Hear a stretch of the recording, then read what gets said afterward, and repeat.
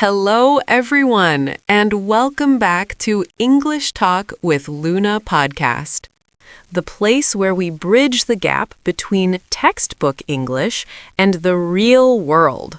I'm Luna. And I'm Kai. Today, we're diving into a topic that can be quite intimidating for travelers, asking strangers for directions. Whether you're in the heart of New York City or the windy streets of Chicago, knowing how to find your way is a vital skill. That's right, Kai. In American culture, especially in fast-paced cities, there's a social code on the sidewalk. People are often in a rush, moving with a specific destination in mind. If you approach them incorrectly, they might mistake you for a solicitor or simply ignore you. So it's not just about the words we say, but how we say them. Exactly. Rule number 1, respect the bubble. Americans value their personal space. Stand about an arm's length away. Never touch a stranger on the arm or shoulder to get their attention. Instead, use your voice to create a bridge before you get too close. What's the best way to break the ice without sounding too abrupt? Start with a softener. The most common is, "Excuse me?" But the secret is the intonation. Use a rising pitch at the end, making it sound like a polite question. "Excuse me?" It signals that you're asking for permission to take a few seconds of their time. Once they stop and acknowledge me, should I just ask, "Where is the museum?" Not quite yet. To sound like a polite local, you need more softeners. Direct commands can feel a bit blunt to Americans. Instead, try these. "I was wondering if you could help me find. I'm a bit turned around. Do you happen to know where is?" I love the phrase, "I'm a bit turned around." It sounds so much more natural and humble than just saying, "I am lost." It implies a temporary confusion rather than total helplessness. Precisely. And the phrase, "Do you happen to know?" is your secret weapon.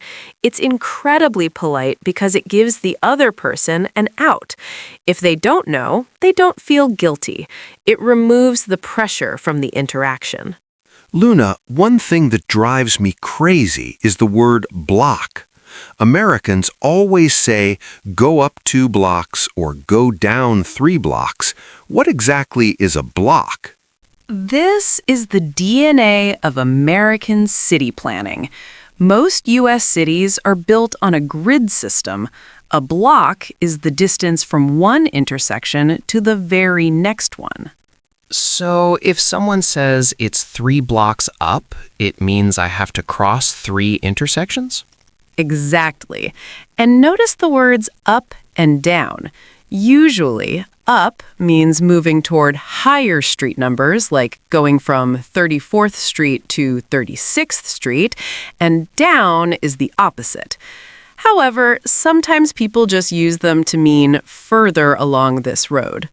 What about north, south, east, and west? I hear those used a lot in cities like Chicago. Yes, Americans love cardinal directions. They might say, "Head north on Michigan Avenue." If you don't have a compass, remember this. In most American cities, avenues typically run north-south, while streets run east-west. There are some phrases I definitely didn't see in my dictionary. For example, hang a left. Does that mean I should hang something on the left? Not at all.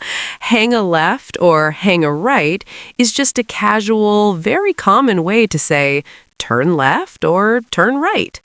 Here are a few more you should write down. Make a U-turn. Turn your car or yourself around 180 degrees. Go straight through the intersection. Cross the junction without turning. It's just around the corner. It's very close, just past the next turn. Dead end.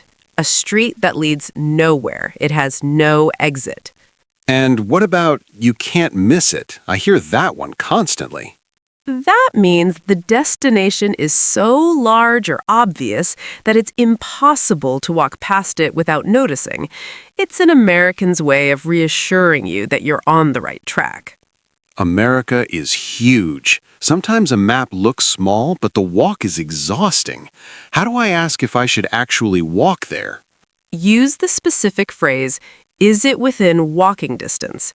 If they respond with, "It's a bit of a hike," or "It's quite a stretch," then call an Uber or hop on the subway. It's further than it looks. What if they say it's just a hop, skip, and a jump away? That's a fun idiom, meaning it's extremely close, just a few minutes away. Speaking of transit, the subway system in places like New York or D.C. is a labyrinth. There are letters, numbers, and colors everywhere. It truly is. When you are underground, you need to master 3 concepts. Uptown versus downtown. Are you going north, uptown, or south, downtown? Express versus local. An express train skips smaller stations to move faster. A local train stops at every single station.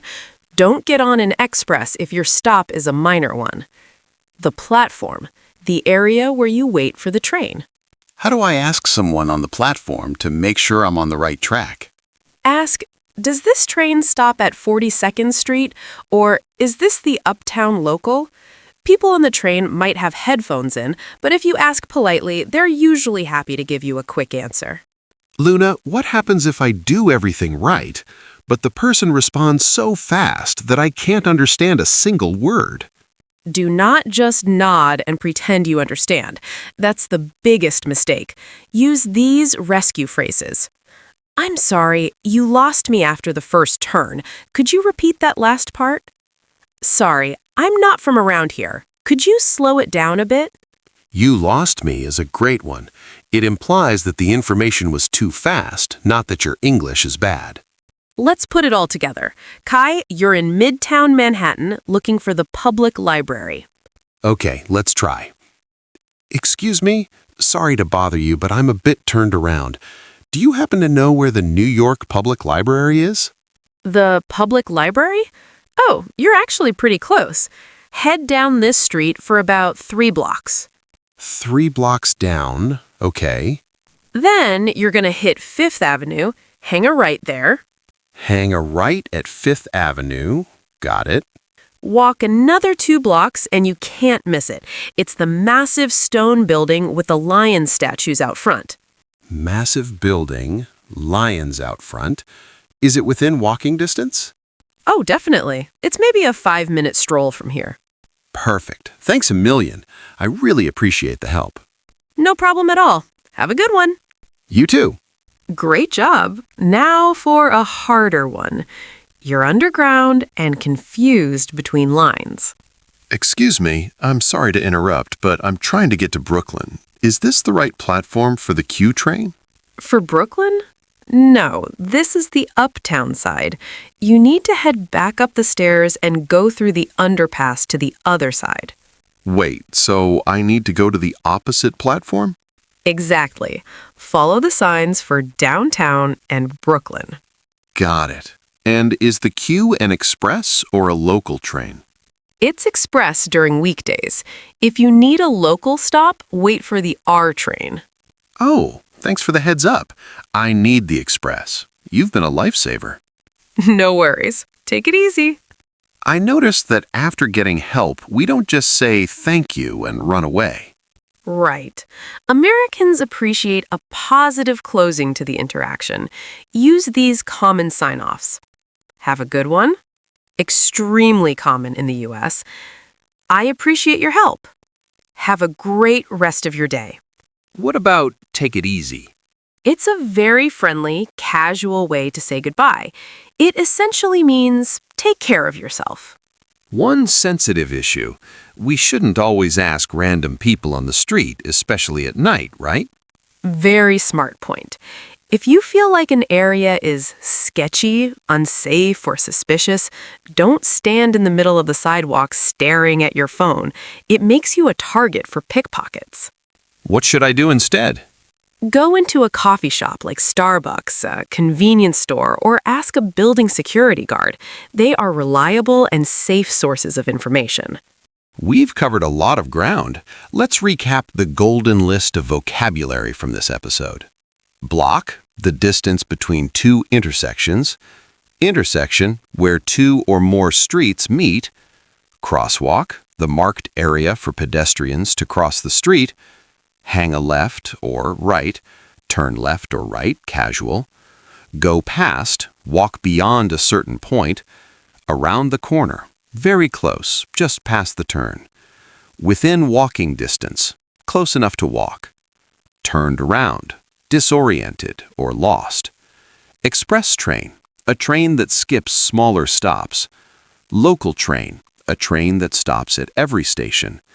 Heads up, a warning or a piece of useful information. Lifesaver, someone who helps you out of a difficult situation. Have a good one.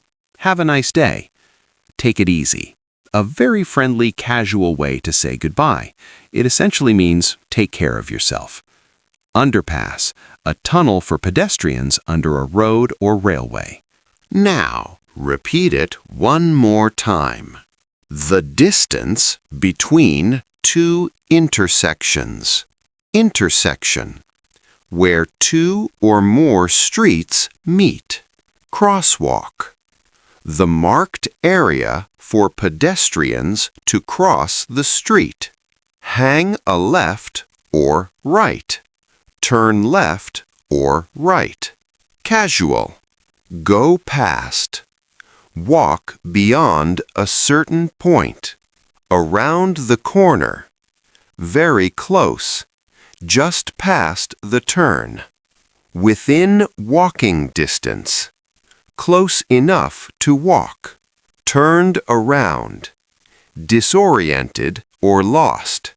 Express train. A train that skips smaller stops. Local train. A train that stops at every station. Heads up, a warning or a piece of useful information. Lifesaver, someone who helps you out of a difficult situation. Have a good one. Have a nice day.